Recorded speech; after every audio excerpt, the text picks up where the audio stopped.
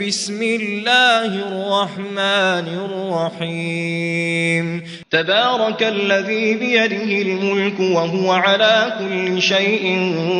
قدير الذي خلق الموت والحياة ليبلوكم أيكم أحسن عملا وهو العزيز الغفور الذي خلق 7 سماوات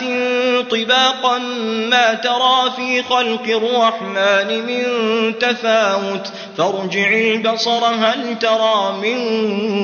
فطور ثم ارجع البصر كرتين ينقلب إليك البصر خاسئا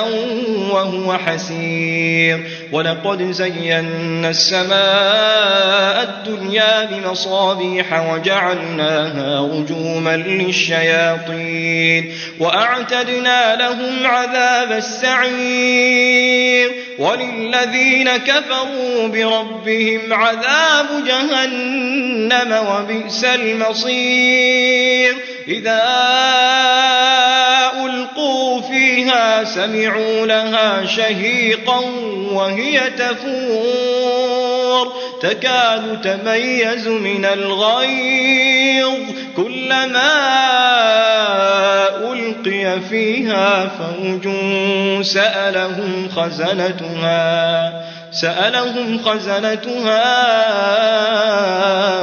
ألم يأتكم نذير قالوا بلى قد جاءنا نذير فكذبنا وقلنا ما نزل الله من شيء إن أنتم إلا في ضلال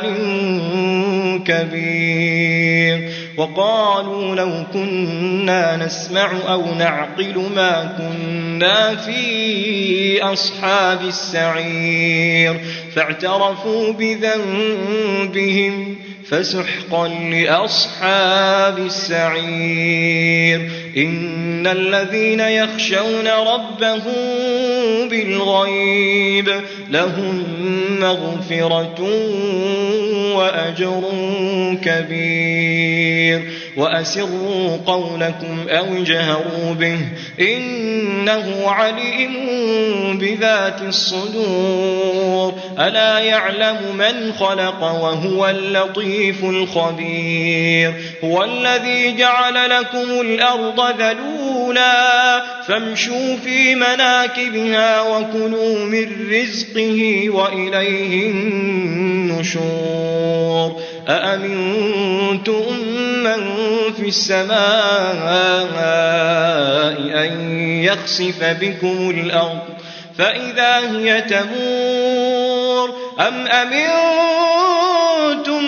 من في السماء أن يرسل عليكم حاصبا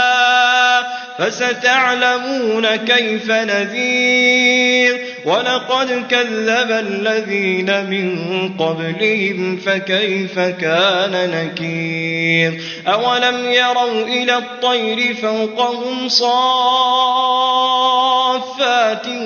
ويقبضن ما يمسكهن إلا الرحمن إنه بكل شيء بصير أمن هذا الذي هو جند لكم ينصركم من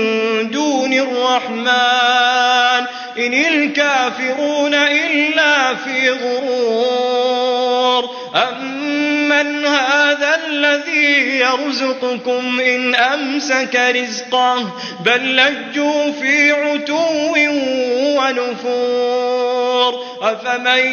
يمشي مكبا على وجهه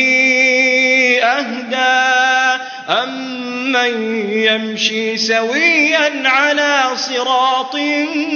مستقيم قل هو الذي أنشأكم وجعل لكم السمع والأبصار والأفئدة قليلا ما تشكرون قل هو الذي ذرأكم في الأرض وإليه تحشرون ويقولون متى هذا الوعد إن كنتم صادقين قل إنما العلم عند الله وإنما أنا نذير